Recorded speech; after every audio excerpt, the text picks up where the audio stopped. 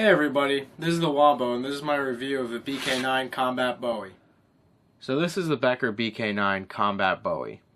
This is Ethan Becker's take on the classic knife designed and popularized by James Bowie, and first created by James Black. In my background research for this video, I discovered that James Black was born in Hackensack, New Jersey, which is only about an hour from my house. So let's jump into statistics here. This knife was designed by Ethan Becker and is produced by K-Bar. It's made in the United States, which is a huge plus for me. It's made out of 1095 Crowvan steel, which is good quality steel that holds an edge well, and it's very tough. It features a 9-inch blade with an overall length of 14 3/4 inches. Blade geometry is a high flat grind with, clip point, but it's not a full flat grind, but a high flat grind. The edge angle is 20 degrees. The scales are made out of Grivery, which is a nylon-based thermoplastic that's very tough. It also has a mean little pommel on it that could make some serious headaches, borrowing the term from Ethan Becker.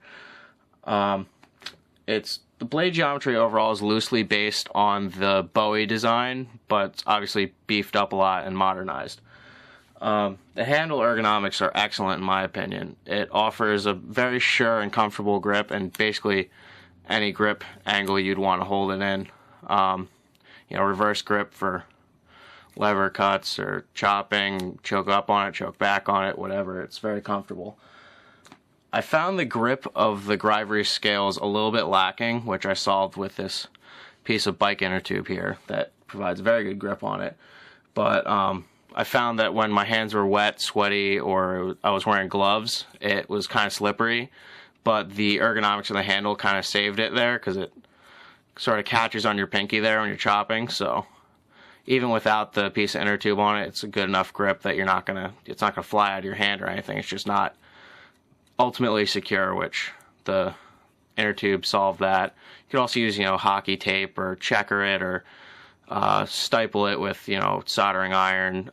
K-Bar also makes micarta aftermarket scales for these. The weight distribution of it is fairly well forward weighted for chopping and slashing motion, but it's not so much that it's uncomfortable in the hand. It's pretty well weighted, so it's very maneuverable and comfortable to hold and use.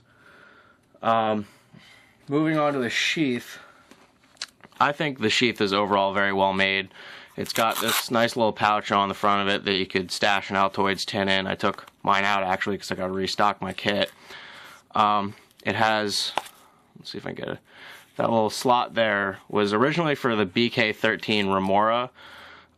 When this knife was first released, I believe they included that knife with it, but they no longer include it. And I would suggest picking that up. I think you can get them for around $20, and it would help round out this knife as a kit overall very well. So let's talk about different roles that this knife could fill. I think it best fills the role of a large camp knife. It processes wood very well, it chops well, and with a little practice it can perform on par with a hatchet. It batons very well. Its length provides ample real estate for batoning. It can baton through very large pieces of wood pretty easily. The reason I didn't include video of me chopping in this section is because my technique's a little lacking. I'm more used to using an axe, and I didn't want to do the knife a disservice. It took me longer than I would have liked to get through some pieces of wood, and I've seen this perform very, very well in a chopping roll. So in this section, I'm just sort of overlaying some video of me batoning here, and as you can see, it does very well. The edge, I just got done doing that video. I took this inside, no chipping, dulling in the edge. It can fill a lot of roles in the camp kitchen, which, never to be overlooked. You gotta keep an eye on chow time. It's maneuverable enough to do smaller tasks, but I would recommend pairing it with a smaller fixed blade, like a BK-16 that I have here, which is also one of my favorite knives. Mainly for the reason that you're just going to have a lot easier time using a small knife like this for, trap triggers or, just pairing small stuff or carving feather sticks or whatever than trying to choke up on this and use the heel of the blade here. It's perfectly doable, but it's just going to be easier with a small blade, obviously. Another possible role this could fill would be a combat blade, but I don't like it for that role for a couple of reasons. It's plenty strong and plenty lethal, in my opinion, but the overall size and weight of it make it sort of a non-option for that role.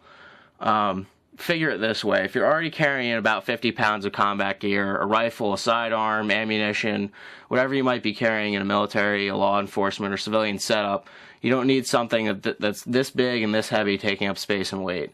It's going to reduce your mobility, and in any survival or combat situation, the ability to respond to a threat quickly and effectively is paramount. There are a lot smaller and more size and weight efficient options that could fill this role, and I think you'd probably be better off with one of those options.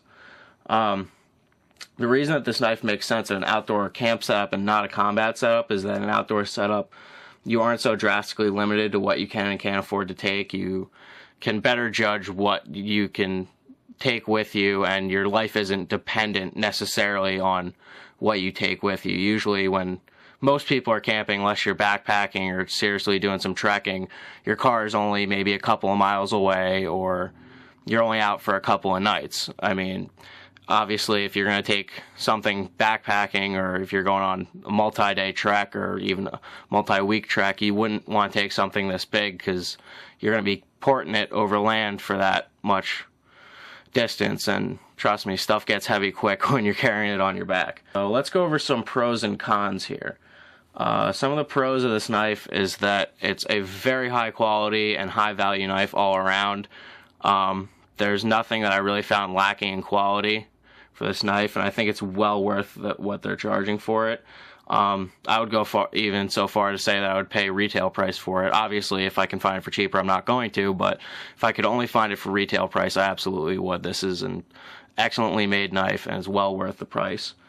It holds an edge well, takes an edge well. It's made out of good quality steel, made by a good company in the U.S. It's very purposeful for an outdoor role, and in my opinion, it just looks awesome. I just like the overall design of it and how it feels in the hand. It's cool.